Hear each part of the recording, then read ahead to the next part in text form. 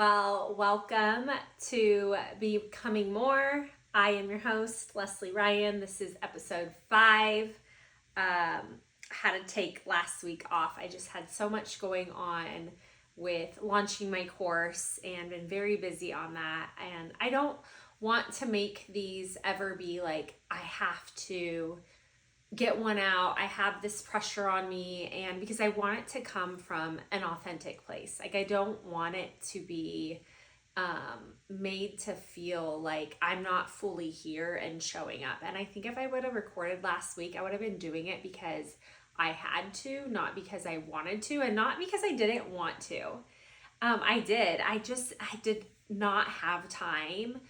I needed to focus on my course, and so I put that first. And today I feel good being back, so I'm excited for that. And I kind of have gone back and forth between like mapping out like my episode and really kind of writing things out. And one I just did straight from my heart. And that's kind of where I've decided I want to like stay more, is just really kind of ask what someone needs to hear. When I meditate every morning, and that's a lot of times what I ask for guidance. Like, what does someone need to hear from me today? What do I need to hear? What does someone need to hear from me? And so that's what I did today. And it came to me this morning when I was meditating, and it was that something I always say, and I always say the answer is always within. And that's what came to me this morning, and I was like, okay, someone needs to hear that. And we're going to talk on that today. So I made like a few notes just to help me stay on track, but yeah, that's really what I want to talk about. And I think so many women, and I say this because I have also done this, but I think so many women, we get so busy in life and everyday things that when we come to like a crossroads where we need to make a decision, we sometimes struggle with the right decision. I think a lot of women, we want to do things perfectly, we want to do things right, and we probably struggle with perfectionism and wanting to feel like good enough. So we want to do these things the right way. So when we have a decision, I think we tend to overthink and worry a lot about what's the right decision, how to do something, do it this way or that way, don't do this, or how this should look. I feel like we just second guess ourselves, and we go and search for like outside validation or ask friends. We do anything but like go within and ask ourselves. And I am so guilty of this, so guilty of this. However, I will say, when it comes to like really, really big things, am very I am very private, which is so weird because here I am on a podcast talking about my life and stuff. But truly deep down, I am very private. And when it's certain big things, I really keep them to myself. And I have done this for like all my life. I have like sat and like processed things on my own. And I usually allow myself to get to the answer or close enough to it and have some kind of idea of knowing what I want before I talk to other people. Because I didn't always used to do that. And I think it clouds our judgment when we search for answers outside of ourselves. And that's how you start to like lose your way and lose your voice, and you're not sure, like you move in that direction of what someone recommended and it doesn't feel right or aligned. And then you're like kicking yourself because like you kind of knew. Why didn't you just listen to yourself? So, but I think it's just what a lot of us women do naturally, is to ask our friends for advice. Because, we want to make sure we're doing the right thing. But what happens over time, I think the more and more we do this, the more and more we lose like connection to ourselves. The more and more we lose like the answer inside of us, we lose our voice and we lose our way. And so I think because we're trying to be so perfect, we're not just going with how we feel or what we know is right. It the farther away we get from listening to ourselves, the less we hear ourselves. And I don't even think it's like the less we hear ourselves. I think it's the less we start to trust ourselves. Because when we're not listening to ourselves, it makes it really hard when your body or your intuition is trying to talk to you to hear it. And then if you're not really listening to it and following it to then trust it, that's a whole nother step. Which is why I am like so big on having quiet time for yourself and having time, like why meditation has like been a game changer for me recently. I've done it like off and on over the years, and I never really fully had like a meditation practice or really got into it.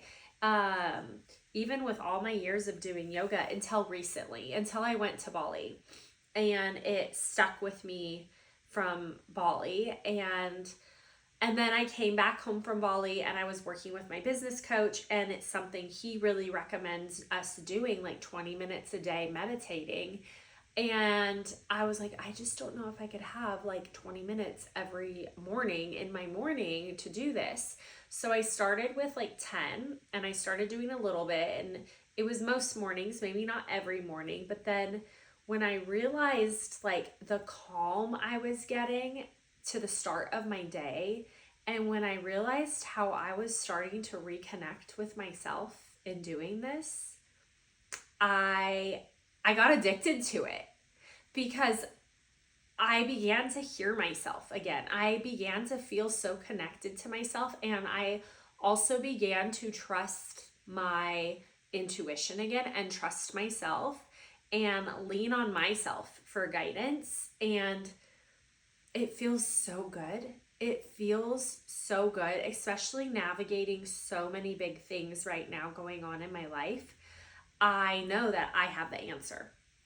And so, because our bodies are so amazing, our bodies give us all the clues and signs to things in life that we sometimes miss because we're not connected to ourselves.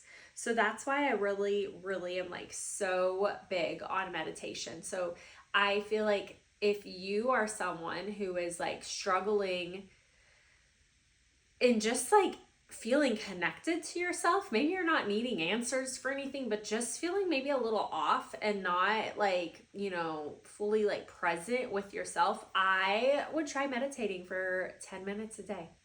At least like during the week, start your mornings that way. I also think it's such a beautiful way to start your mornings, like with peace and quiet. Like my alarm goes off, I don't look at the phone. I get up, I make my tea, I have my fizz in it. I come in, I light my incense, and I say some affirmations to myself that I say daily. And then I sit and I will either just play some like quiet sounds like sound bowls or like water, or sometimes I'll listen to a guided meditation and I'll just let myself be and like quiet the mind. And there's some days it's easier than others to quiet the mind, and then some days I could drop in really good. And like today I just listened to some beautiful like sound bowls when I meditated, and the answer of what I wanted to like what I should speak on today came to me. The answer is always within. Shocking, because that's what came to me. So I thought it was very fitting to speak on that. And so if you are feeling disconnected, I know it sounds so weird to say like go sit in silence with yourself, but it works. And if you're new to it, it does take like some time getting like used to it and quieting the mind. It is like a process because our brains are always going. But if you just kind of let those thoughts pass by like clouds, just don't like, just let it come let it go. Don't overthink about it. Just let it pass by. And then maybe it'll just disappear and then you could drop back into yourself. So I also like really try to just like focus, like I know like the third eye, like I try to just zone in on that and just focus on my breath and listen to like the music or my breath and just focus on that. And then whatever comes to me, like it's weird, like usually when yourself speaks to you, like it kind of comes kind of like quick, and it almost, there's been times where it makes me open my eyes because it was so like dead on, like, oh, that's what I needed today, and it hits you. So it does take a practice. That's why they call it a practice. So start with 10 minutes a day, see what that can do for you. But um once you start like getting the hang of it, like I don't know, I love it. And then after that, I go and do my gratitude journal, and I sit and just like think about all the things I'm grateful for and think about the day. And it really is such a beautiful way to start your day. It just calms me in such a way. And it's like I've set very specific, beautiful intentions for how I want my day to go. So it's really hard for your day not to go well when you set your day up that way, right? Um, so yeah, meditation is so beautiful. I think especially for women, like the other thing I wanted to talk about is because not only do we like go to others or go for outside sources for things, I think because like I mentioned earlier, like so many women I hear say they think that they're not good enough or they struggle with perfectionism. And I think because I think we do it to ourselves, but I think just like women in general, we're supposed to have it all together. We're supposed to know it all. We're supposed to have like everything just sorted out. And like, we take care of the house and you do this. And we have these like roles or identities placed on us. And so some of us place them on ourselves without even knowing, that we start operating in that role or identity. And this is why like also identity work has been so like huge for me, because I don't even think like most of us know that we're doing it, because it's kind of like sometimes society has placed these roles, or the world has like told us how we need to be, so we shapeshift ourselves to be that way instead of being how we really want to. We stop showing up authentically. We stop speaking and using our voice because we want to be seen or heard in this perfect way, and this is how it should be. And we want to be like loved and chosen, or just have it look right. So we start operating with like a mask on in this identity, and we lose ourselves. We lose ourselves trying to be what we think the world and others needs us to be. And I so believe that's why so many women feel disconnected and lost from themselves, is because they're acting as this person they think they need to be in this role, in this identity. And that can be like, you're a people pleaser, you're a caretaker, you're like, the mom in the group, or that is your role. You are a mom and that's all you know. And or the overgiver, if you're really wanting love and wanting to feel chosen, sometimes you overgive in relationships to like try to prove your worth or your value. And we get so stuck in these roles and operating in them, that's why they are called like identities, because they become our identities. This is like how we associate ourselves with. But the thing is, we don't even probably realize we're doing it because it's such a habit. And a lot of it is like society's like pressure placed on us, and we're praised for some of these things too. Like, oh, you're a great mother. Like, that's great. You should have, it all together and be perfect. And like, that's what the world has told us to be, right? Or, women just take care of the house and always have dinner on the table and take care of the kids. And so we fit into these roles that we think we need to be, and we lose ourselves. And that's another part of the disconnection, is because we're not being our true self. We're not like using our voice however we want. We're not doing the things we really want to do deep down inside. So we feel like unfulfilled and this like lack of passion for life. And then we wonder why we can't hear our intuition, can't hear ourselves, because we're not operating from that place. We're operating in this like version of us, in this role, in this identity. We're wearing this mask. So like we don't even know who the real us really is. And that is so like, this is like for so many of us, and I am so guilty of this too. I can fit into a lot of those. Like definitely was like an overgiver and kind of like the caretaker, and always just having things like putting others first before myself. And it just became so natural to me.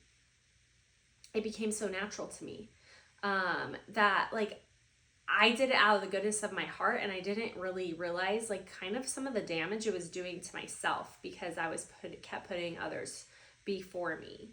And I just thought it like, this is me, this is how I show love. But it became so normal to me that I was doing things when I didn't really want to do them without really noticing that.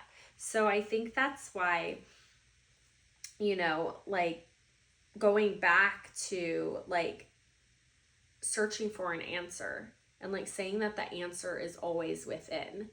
The problem is that when we are operating in these roles and in these versions of us that we think we need to be, we're not connected to our true self. So if we're struggling in a situation and trying to find the answer, and we feel like we don't know what that is, we can't find our path, it's because we aren't even connected to ourselves. We aren't even living the way we want to live. So how are we going to feel connected and know the right answer? We're not. And that's why it is, again, I'm going back to the meditation, having quiet time for yourself and getting reconnected with yourself is so key, because your intuition is like a muscle. You have to train it. You have to train it.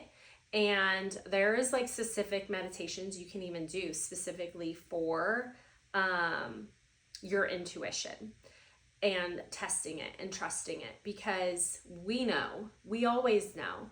And this is like what I've started telling some of my friends, even when my friends come to me for advice and they're talking to me, and you can already tell the way that they're talking, they already know. They're just not trusting themselves. And that's what I will always say. I will say, well, I think you know the answer. Like, it doesn't matter what I tell you, because deep down you know, and you have to do what's best for you.